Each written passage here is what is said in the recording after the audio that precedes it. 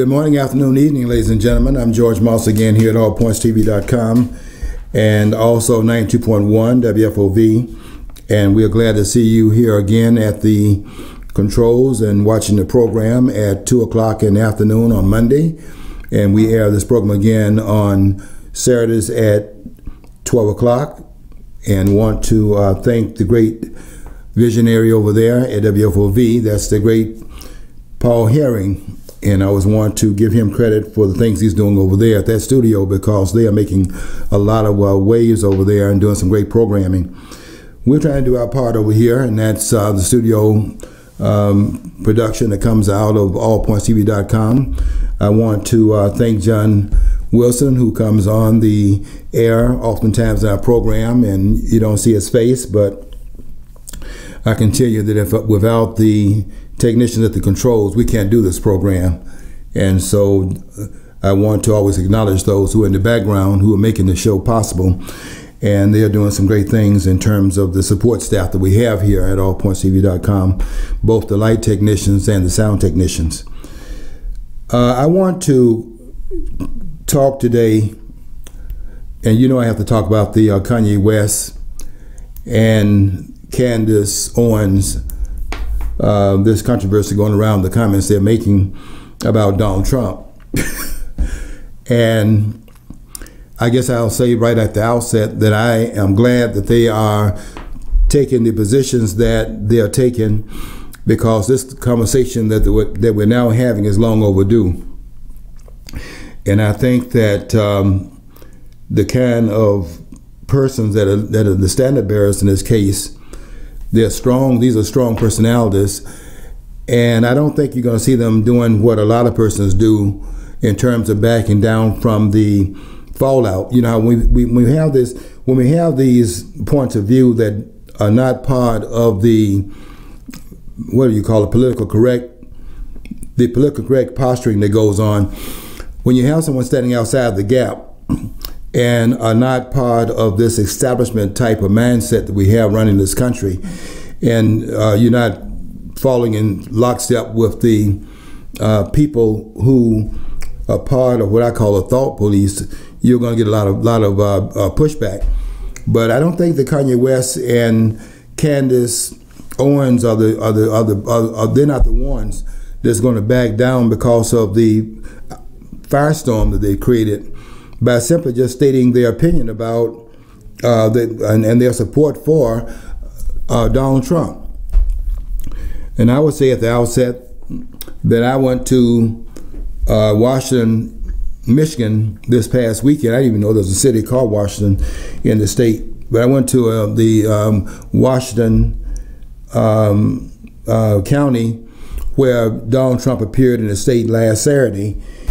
And I got there, because I didn't know, I sometimes underestimate the crowds that Donald Trump pulls listening to the media that would make it appear this man is so unpopular, nobody wants to hear what he has to say, and he is such a racist and such a narcissist that he doesn't pull a crowd, doesn't have any support, and those that are going to hear him are the deplorables, the basket of deplorables, according to Hillary Clinton.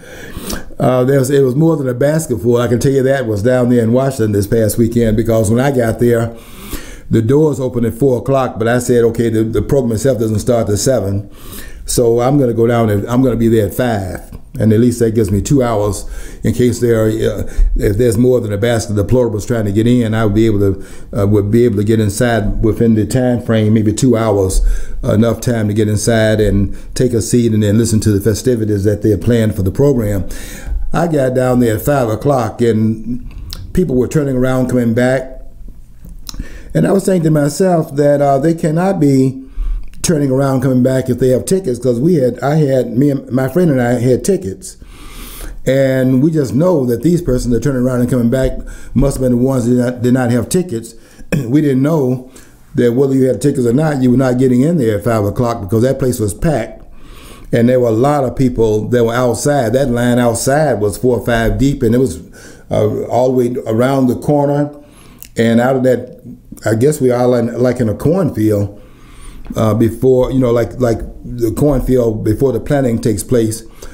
And it just was amazing how many people were even outside. And I kept trying to find out what the numbers are of the place that, how many the place that it was held in. I was trying to figure out how many did it hold. And I heard estimates that it held, and these estimates are certainly unofficial, but I was told by some of the ones that seemed to have known what they were talking about that it held 10,000 people.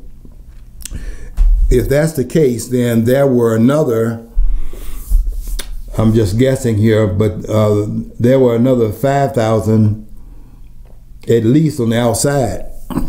And then I stayed, I couldn't get in, but I stayed outside and watched on the screen. And that was quite an event, just talking to people around us and getting some of the comments that were being made by those who showed up. They were surprised that a person, one lady told me that she was very glad I was there. She said, "I'm particularly glad you're here." I guess she looked at my gray hair and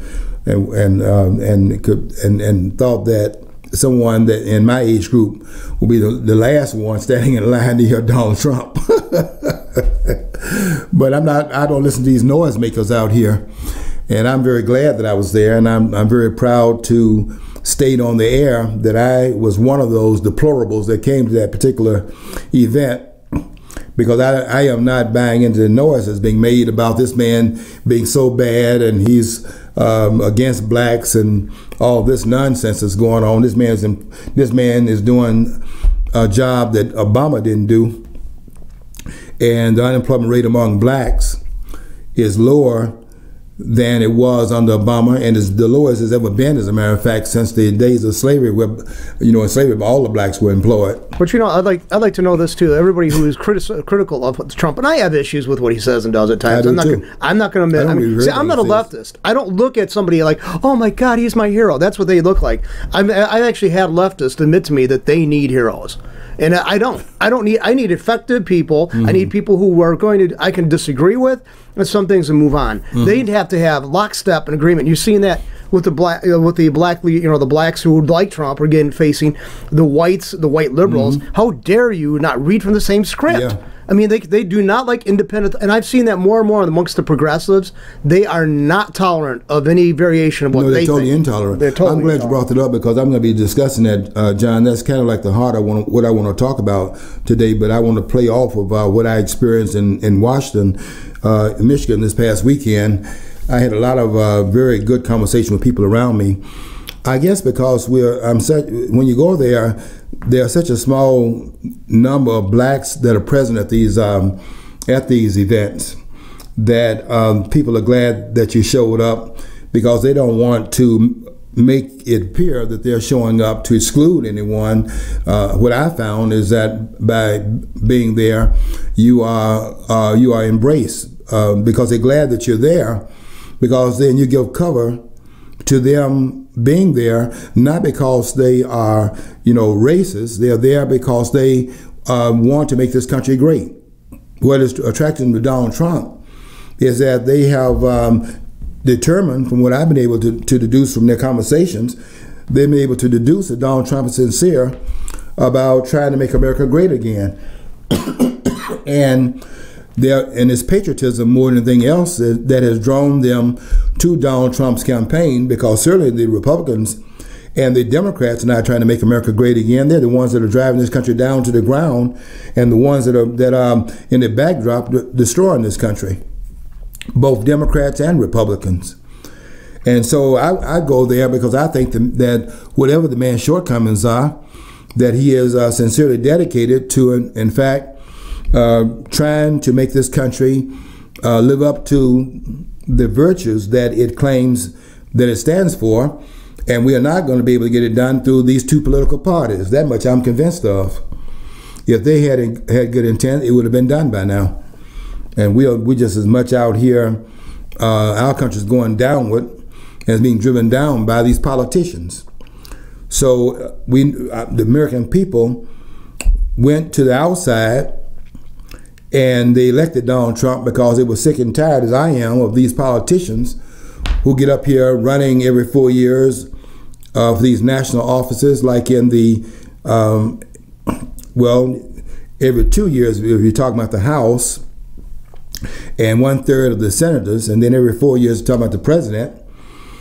Every 2 years, you have the entire House up for re-election. You have 1/3 of the Senate up for re-election every 2 years, and then every 4 years you have the presidential election being held. And so every 2 years and every 4 years you have these elections going on. These politicians stand up and tell us they're going to do X, Y, and Z. They're going to make the country great. They're going to take care of the nation's business, and they never.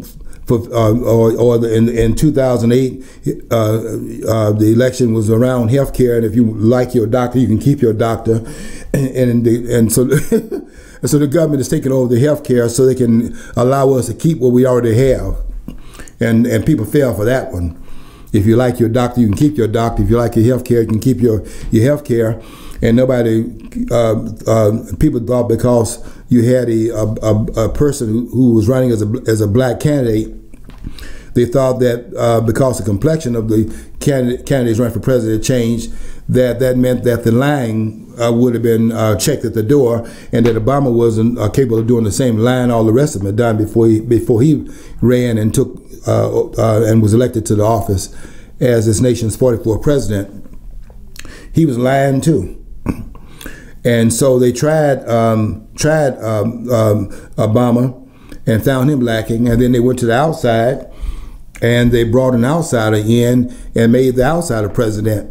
And you can run that narrative all you want to about this was about Russian collusion, all that nonsense you're trying to run.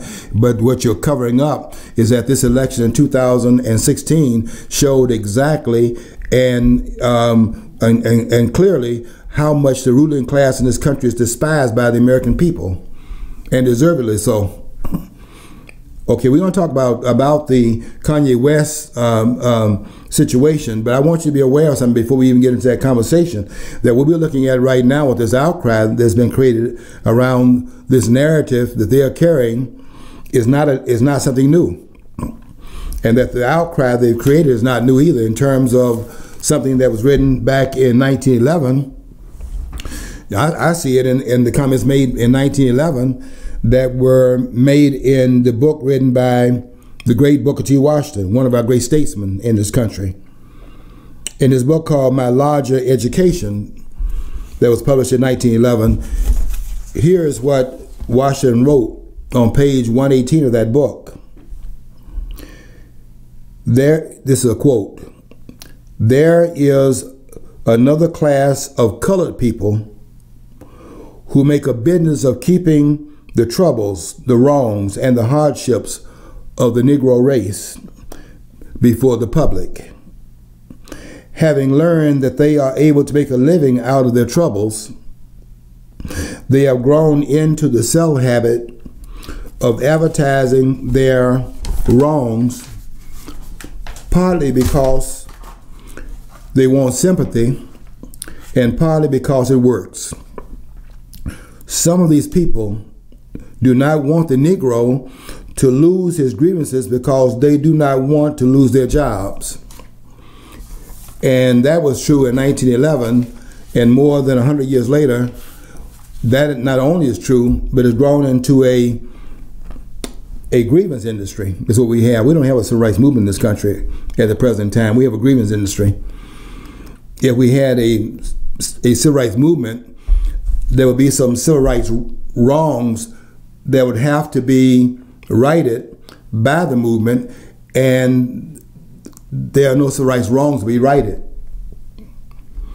Now, that does not mean that there are not certain things that are taking place in terms of the individuals interacting with each other, but civil rights are the rights that are to be carried out in the name of the state. And if the state is the impediment to those rights being in fact carried out, then those civil rights have to be in fact fought for, because the state is the impediment to their being enforced.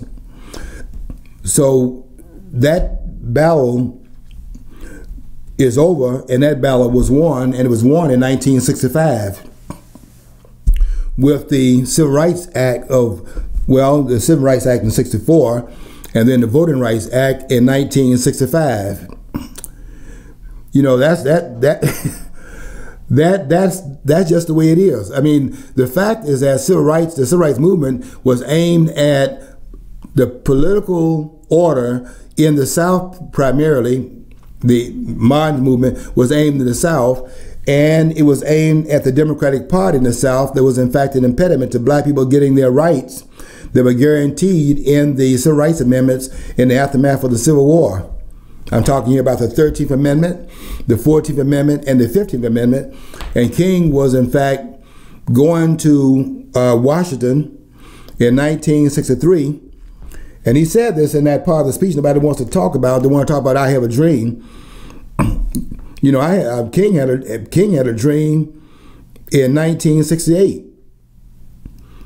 And that dream was where he said that I want you to know tonight that we as a people will get to the promised land. That was a dream nobody talks about. But in 1963, all they want to talk about is King's dream.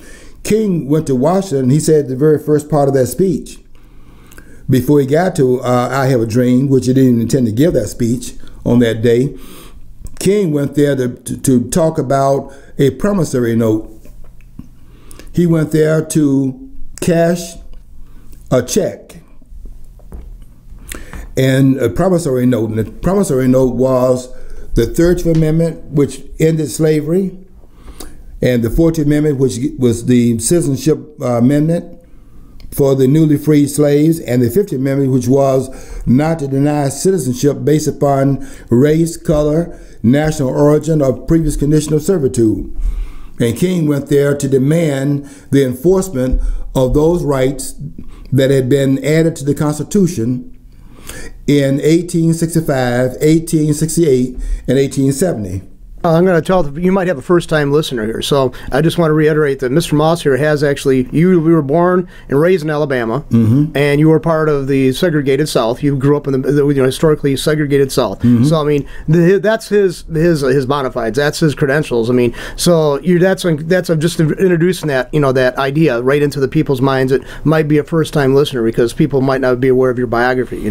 So I mean, I think that's crucial to bring out too. I mean, I'm a Southerner. I was in Birmingham, Alabama, at the time of the demonstrations that occurred there, and that really was the pivotal point from which was launched the March on Washington in 1963, the second of two marches that King led, because the one he led in 1957 has been overlooked and forgotten and buried by the political order, and that has been hidden for a reason.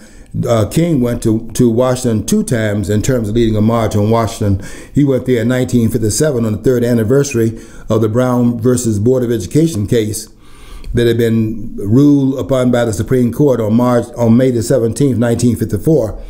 And on the third anniversary of that, in 1957, King led a march on Washington that attracted 25,000. And in that speech, King said, on 6 different occasions within the context of his speech, give us the ballot. And that speech has been buried because the King thought that the solution to the problem was the ballot. Then the question has to be raised then, the ballot to do what? And the ballot was in fact to have the civil rights of blacks protected by blacks being able to vote for the elected officials. Now the question comes up, and this is really why this speech has been buried. Now the question comes up, who are those persons then that are keeping blacks from going to the polls? And that's been buried because the person keeping them going to the polls were Democrats. And 90% of the blacks are in the Democratic Party, and that cash cow cannot be allowed to get out of the barn, because if that's known, then that's a problem. And that's why Kanye West and Candice Owens are being attacked right now, because they're creating a dialogue around Donald Trump, who's not a Democrat. And if they are successful in getting this discussion taking place in America, it's going to raise a lot of things out here, where a lot of things that have been buried are going to be brought out into the open. And one of the things is that this idea that all blacks voting for Democrats. I mean, what was that guy's name that backed up Kanye West and Candice Owens? I don't know these rappers, but the rapper that backed him up was one called what was that guy's name? Something the rapper, Choice the rapper, or something like that. And he came out and said that blacks don't have to be Democrats. Well, you got to shut that conversation down, because there are too many persons vested in the Democratic Party. And if black people start leaving that party, what's going to happen to the Congressional Black Caucus? Those Negroes in Congress who are benefiting from the grievance industry. John Lewis and Sheila Jackson Lee, Maxine Waters, and the rest of these renegades that aren't representing anybody there, Congressional Black Caucus members. The ones that claim to be out up there representing black interests. And doing what? And up there keeping just like Booker T. Washington said, keeping the grievance of black people in front of blacks, because they found out, let me read this again by Booker T. Washington, there's another class of colored people, a class of colored people now, a class of colored people, not the ones at the bottom, a class of colored people who make a business of keeping the troubles, the wrongs, and the hardships of the Negro race before the public. Having learned, and they certainly have learned this, they had learned it in Booker T. Washington's day, and they learned even better in the present time period. Having learned that they are able to make a living out of these troubles that black people have, they have grown into the cell habit of advertising black people's wrongs, partly because it works. I mean, look how long these people have been up there, elected one after the other, and look at the communities they're representing. Boy, they don't have to do any representation, because they found that they just simply raise the race problem every 2 years, then blacks go to the polls and vote them back in there. Although look in their communities that these representatives represent, and see they're the worst communities in the country. John Conyers, who just got put out of the House. Jesse Jackson Jr. in Chicago, put out.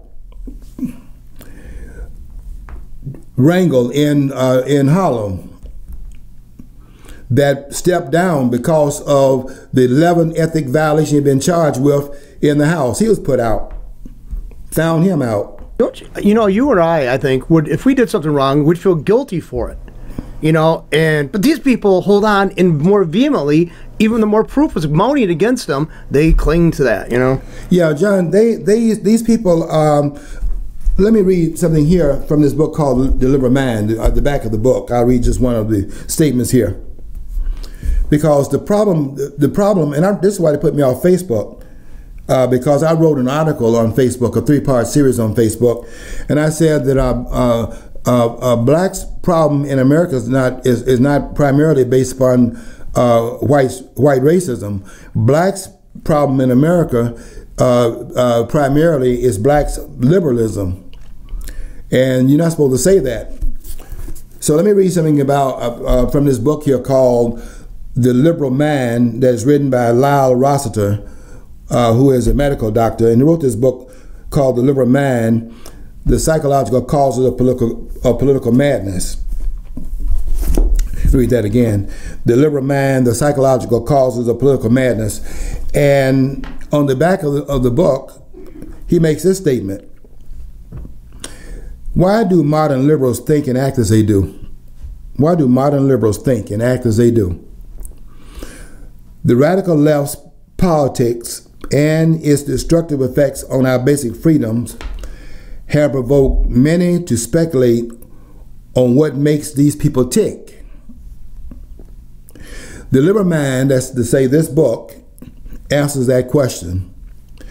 This book is the first systematic analysis of the political madness, he's calling it political madness, that now threatens to destroy the West's greatest achievement. And the West's greatest achievement, he says, is the American dream of civilized liberty. He goes on to say, modern liberalism's irrationality can only be understood as the product of psychopathology.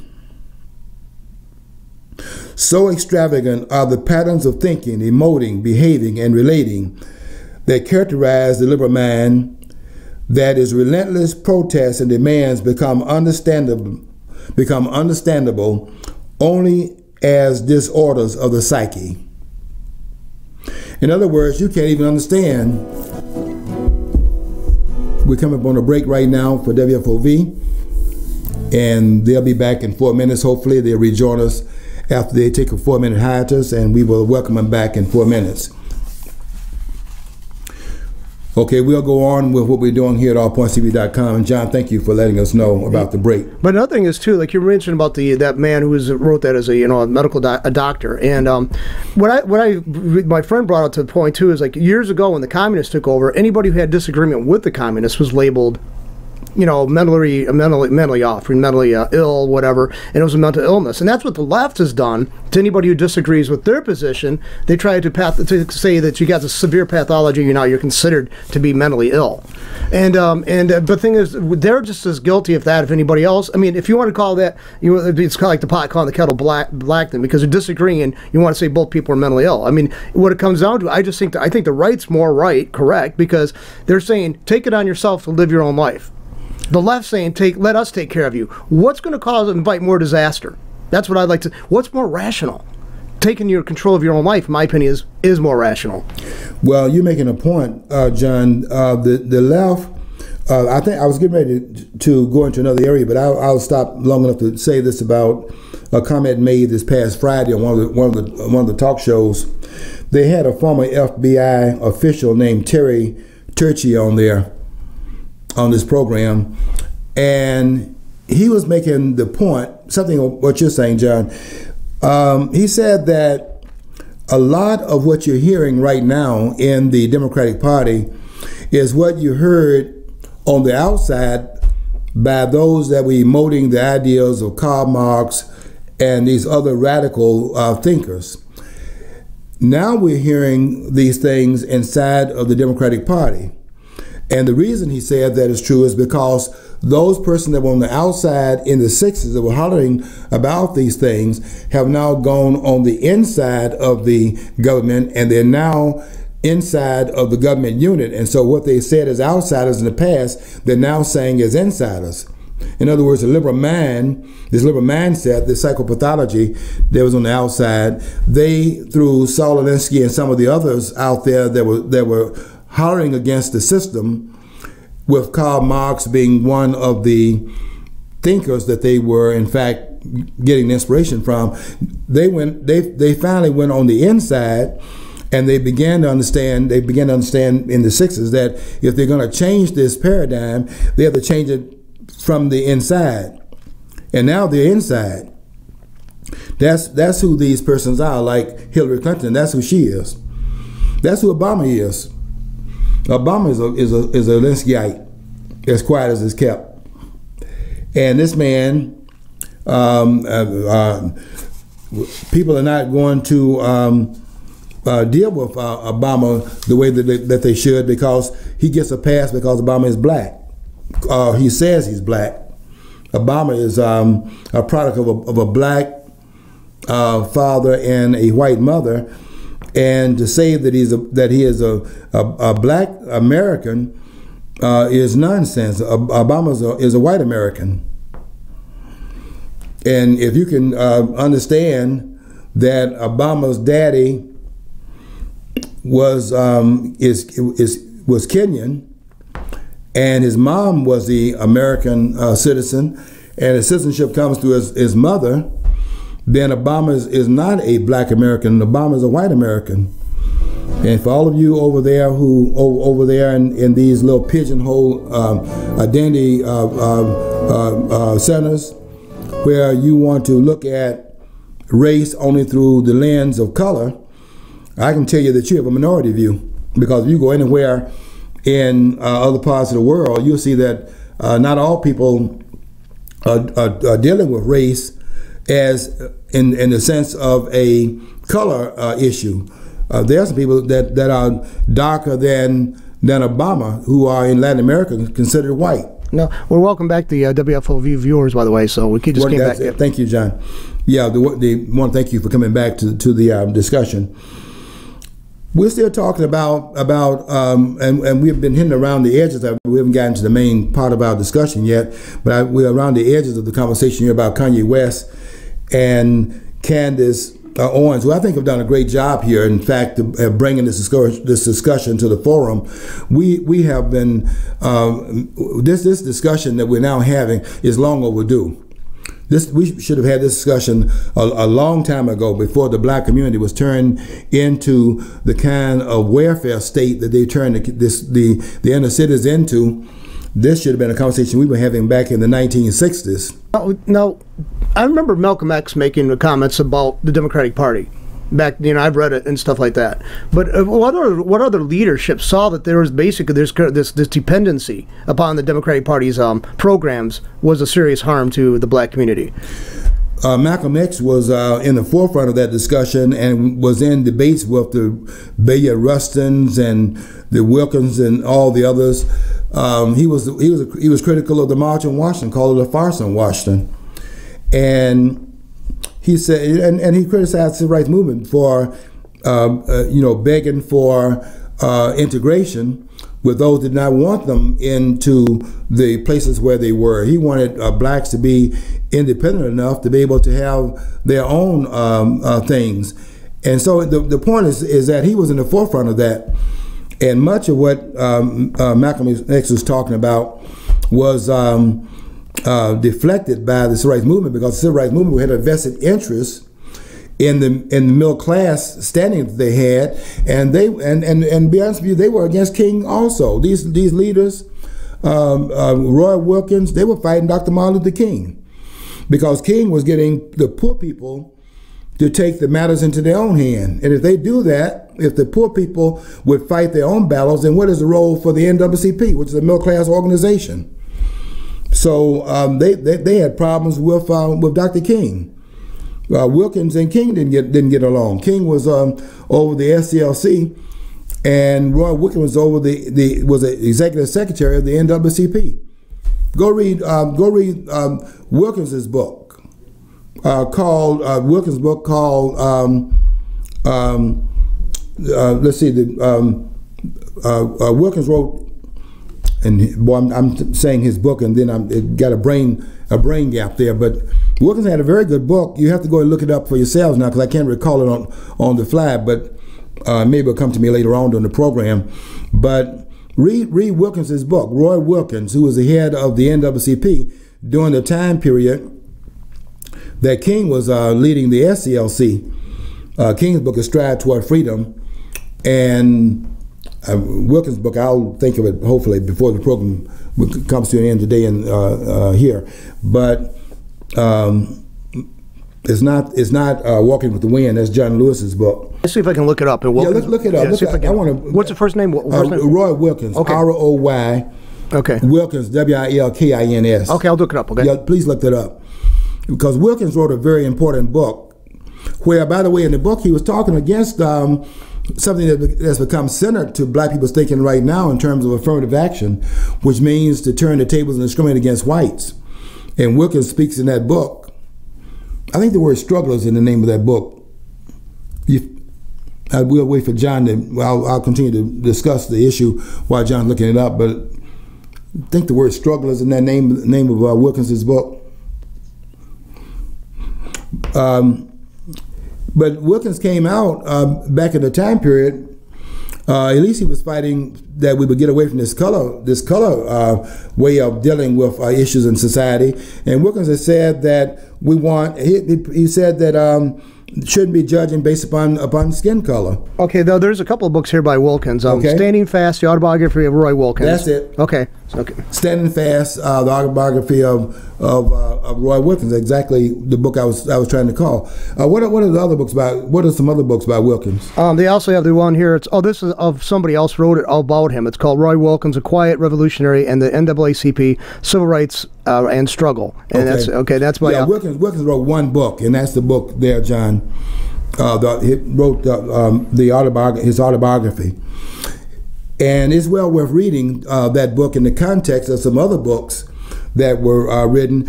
I brought this book to the studio that should be read along with that, and that is Manning Marable's book, A Life of Reinvention. This book is about Malcolm X. That book should be read also, and was written about these iconic figures in the 1960s. We needed to have had the conversation in the 1960s that we're having right now. So we're about 50 years behind the times in terms of having this discussion. But it's time to have this discussion right now. And I commend Kanye West and Candice Owens for raising this issue, because we have got to dialogue about what corners that we turned some corners around some wrong corners in the 1960s and went down some paths that have not served us well. I was shocked to hear that he actually came out like that. I mean, defended Trump and calling out people, calling out the Obama administration. Because I mean, I think during the time Obama was in office, he was a pretty vocal supporter of Obama. And so I mean, and he's also lost. If you want to go by social media account, Kanye West has actually lost like 8 or 9 million followers on Twitter, Twitter account, which is big when you're a marketer and you use that. That's huge. He's sacrificed. He took a hit. Well, I think that when you take a principled position, you're going to take a hit. But he did. Kanye West did the right thing by not having someone dictate to him what he ought to, his own thoughts. I heard this guy named this man who is authored on these liberal talk shows, Mark Lamont Hill. Don Lemon had him on as a guest, and he was saying that, and of course they always do this little caveat type thing. He was saying that Kanye West has a right to his opinion, which sounds like they're being very reasonable, right? But then he said, but we have the right to hold him accountable. Now think about that for a minute. He has a right to his opinion, but we have the right to hold him accountable. For what? For his opinion. Can we understand what this man is saying? This man is saying, to sounding like he's being reasonable, that he has a right to his opinion, but we have the right to hold him accountable for his opinion. John, is that a contradiction? You see, that's the typical of the left. They'll say, "Guess what? You have a right to your opinion, but you also have to." I believe you have a right to own up. You have to own up to what motivated you to say it. However, they turn around and basically, what's next? Re-education camps? If they can't convince you by, if they can't convince you with an intellectual argument, they're going to use the brutal way of doing it. That's what they've always done. That's the direction we're heading in. Kanye West and Candice Owens have the right to their opinion, put a period there. And they're saying that he has the right to his opinion, but we have the right to hold him accountable, as if you're going to have them hold him accountable because your thought is different from their thought. Well, look at this is the thought police. See, they don't even understand the psychopathology of that position. Well, look at my friend just brought up to me, because he's here in the studio with us, because he likes hearing the show, by the way. That's the reason why he's here. He brought up the education, the sensitivity seminars they have for like racial things or gender and workplaces. That's exactly what this is. It is. There's re-education and re-indoctrination. They cannot stand the fact that it's okay if you just disagree with somebody, you work alongside them, you don't try to change them, you don't try to convert them or whatever to your cause, but just simply coexisting. They cannot have you coexisting with a different mindset, because they gotta control your thoughts, because they're better informed. Yes. They're better educated. You're an idiot if you don't believe, and that's all this, and everybody uses those terms, and it's so sickening. 100%. This man that owns Starbucks, the CEO of Starbucks, closed 800 stores for a retraining of his employees, because at that one store where they had this incident, they were in fact enforcing the policy of the store. If you're going to go into a store, you can't go to the store and expect to sit in there and use their facilities and you're not buying anything. If you go into Starbucks and sit there and you're not ordering anything, you don't have the right to go to their bathroom and use it. I think that's their policy. But on see, I read a book by this guy who wrote a book about working at Starbucks. He had been like a CEO of some kind of corporation, or he was highly placed, and he got downsized. So he had to take a job working at a Starbucks. It had been one that he used to stop in. I think it was in New York City. And he talks about the training he had to undergo as a Starbucks employee. And no thing is, he talks glowingly about their ideas of inclusion. They actually were very accommodating of homeless people, using their bathrooms, where other business. So they are already very sensitive. And still, that one incident arose. And they wanted to, the groups out there want to paint them with a broad brush, and these people are quaking in their boots. They're going to offend somebody. Of course, they don't care if they offend people on the right. But I mean, it goes to show you that eventually we're not going to be able to have any kind of social discourse or any side of commerce or anything. It's going to be, and who's going to be employing people when there's no businesses going on? Well, when they asked them to leave, those two gentlemen that turned the situation of a private.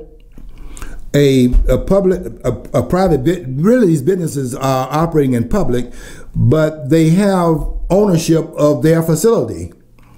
I mean, I know the government is telling people they have to bake a cake for people who they don't want to make a cake for, and the government comes in and tell them they have no right to their ownership of their own business, and they must make a cake against their own religious views. That's a government overreach. I go to a Jewish deli and order a ham sandwich. Okay. Or an Arab, a Muslim. Yeah. Go to a Muslim place. Go to a black restaurant and tell them they got to bake a cake for the Ku Klux Klan. Let's see how that works out. I mean, this New York judge already said that the bar had a right to kick out these Trump supporters. It was okay for them to do that, but you can do whatever you want to people who you disagree with and might be on the right, but you can't say or do anything against those people on the left that you disagree with. So, yeah, we got private property rights in this country. If a person tells you that you have to leave the business, you have to leave the business because you don't own that business. And they asked these person to leave, and they wouldn't leave, and they called the police to cause that result. They had no other choice to come there, and when the police arrived, they arrested them. I don't know why you have to have the stores closed and have a re-education of the employees for enforcing the policy of the store.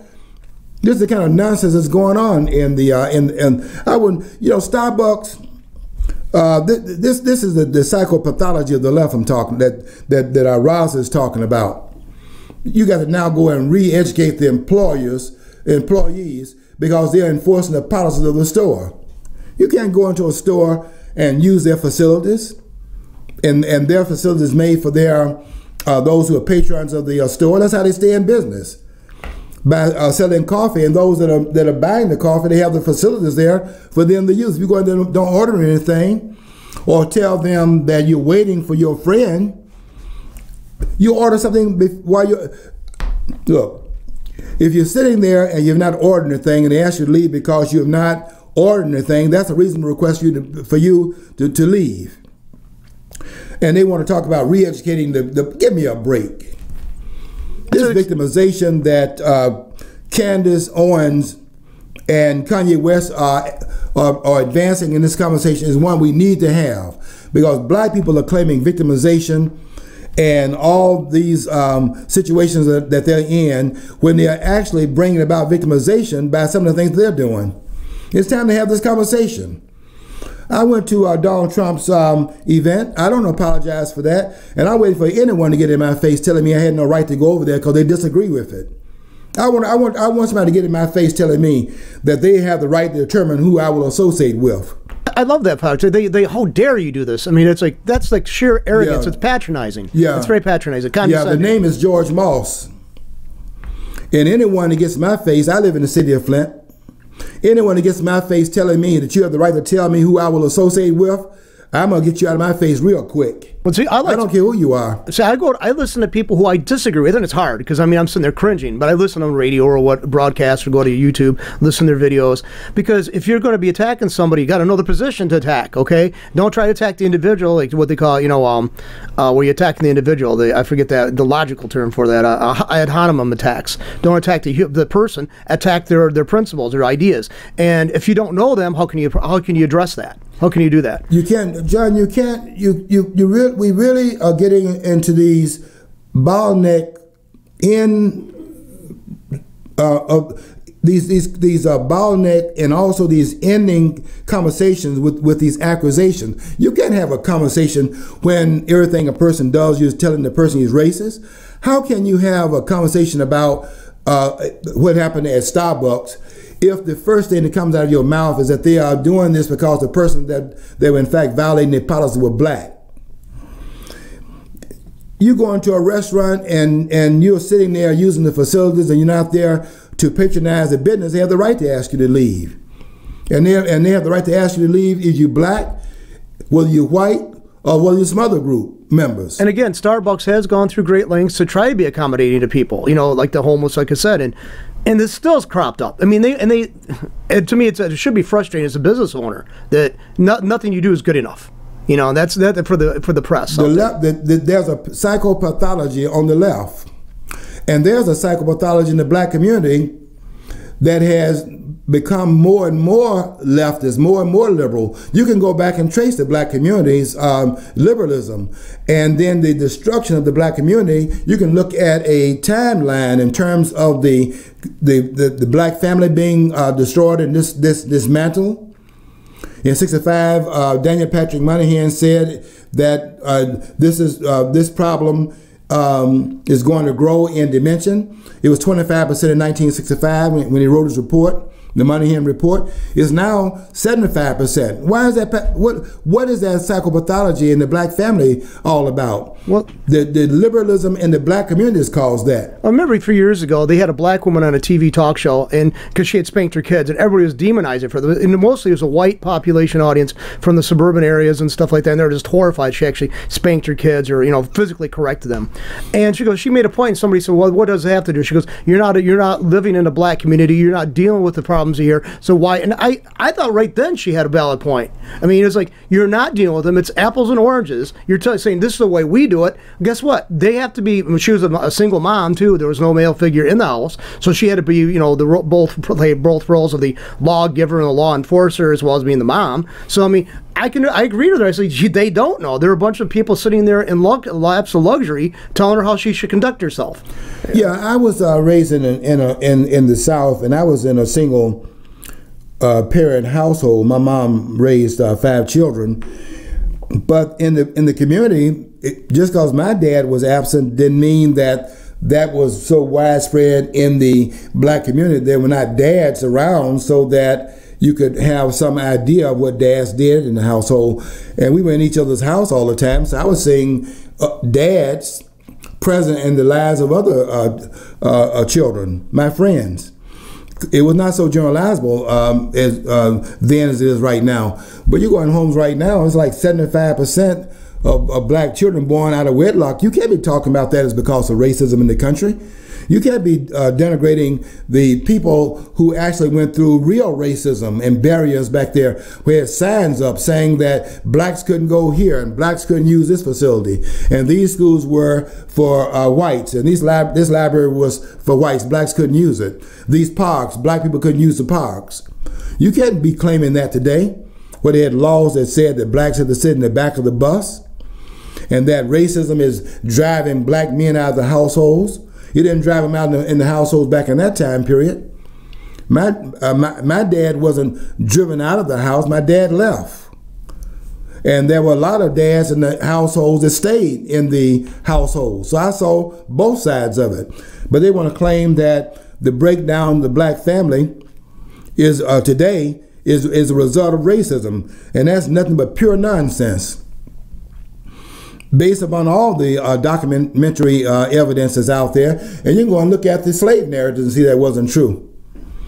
Go. You could go and read this book, the Black Family, from 1765 to 1925, and see that's not true. The Black family was intact to a large extent in 1965 when Moynihan wrote his report. Only 25% of the households were single family at that point. What destroyed the Black family was a welfare state. This creeping liberalism in the Black community.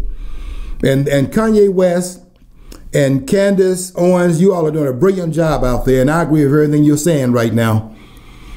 And embracing Donald Trump is no worse than Obama was for Black people. And really the reason why they are so against Donald Trump is that if Donald Trump, in fact, if it's known that the Black condition in America is improved under Donald Trump, then there goes the farm, because Black people are making progress under Donald Trump that didn't make under Obama. And that's a fact.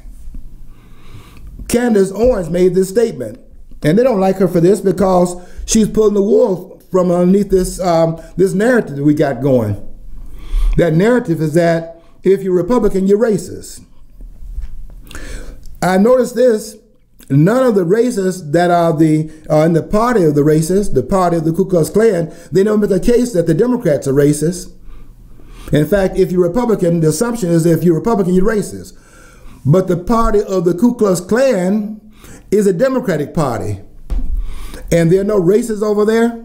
And the narrative they got going is that during after the 1960s, all of the Democrats that were racist then were funneled into the Republican Party, and now they are the custodians of the racism that once identified itself and was prolonged in the Democratic Party. Now they're saying those persons left and they went and became Republicans. And that nonsense has been disproved in another book out, one written by Ann Coulter called Mugged, M-U-G-G-E-D, Mugged, Racial Demagoguery, from the 1970s to the age of Obama. And Obama was a demagogue. Obama did less for Black folks than Bush. Well, let's face it, Obama, he's made his career, his existence was largely in the white world, like you already alluded to. He went to, he was amongst the other countries. So how can he tie him to this guy living in a ghetto and all that, or the bad neighborhoods? He wasn't. He never was part of that. Obama, and I've said this many times before, and I'll say it again, Obama was a white president. And but he understood the times had changed, and therefore, because the times had changed, he then grabbed onto the change and ran as a Black person, where in running as a Black person in the past would have been an impediment. It wasn't an impediment in 2008, and he took advantage of that. But Obama has no history that's tied into the history of Blacks in this country. And if he does, where? Show it to me. The man usurped the Black struggle, ran as a Black person, and took advantage of Black people who went and voted for him because of his black face, his quote-unquote black face. Obama can have a black face, quote-unquote. That's his father's genes over in Kenya were more dominant than his mother's genes here in America. But his dad did not make him American, his mother did. And his mother's ancestry was not out there picking cotton in that cotton field. Obama took over, usurped Black people's history in this country, and was not a part of that history. And if I'm wrong, prove it. Didn't he essentially channel his conversations with his dad, created the thoughts of his dad? He only had limited contact with his own father, his biological father. That's right. Yeah. His dad had abandoned Obama. Obama didn't know his father. And this idea of dreams from his father is a misstatement of that book. That book should have been Dreams of His Father, not Dreams from His Father, because his father wasn't there. And he has this image of his father based upon some propagandized view of his father, some imaginary view of his father. need of his father have been in his life. So dreams from his father, as if his father was in his life. His father was not in his life. This is Obama. This is Barack Santoros. His stepdad was more in his life than his dad was. He can't remember his dad. His dad left when he's 3 years old. And so this man was totally messed up and confused. Still is. And I know people don't like what I'm saying, but they don't like what Kanye West is saying. And they don't like what Candice is saying, Candice Owens is saying. But they are absolutely on time and on target. And it's now time for us to have this conversation about that, and the conversation that King had. Where do we go from here? From chaos or community? King asked that question back in 1967. Where do we go from here? Chaos or community? And we have seen where we've gone with this liberalism in our community. We see what this has led. And because there are voices out there now beginning to challenge this continuation down this pathway, they have to be stopped. They have to be stopped because people are vested in the grievance industry. And if this momentum is in fact caught onto in the black community, then we are going to have a different paradigm and a paradigmatic shift in the black community, and they cannot allow that. And that's why they got to shut this stuff down now. Kanye West, I want to commend you. I want to commend you also, Candice, for the fine job you're doing. Keep it going out there, the national limelight that you're in, bringing more and more attention to this conversation, because we got to get this job done. We got to turn a page and reverse the course. Okay, until next time, I want you to follow your dream, because if you don't follow your dream, you'll never know what's on the other side of the rainbow.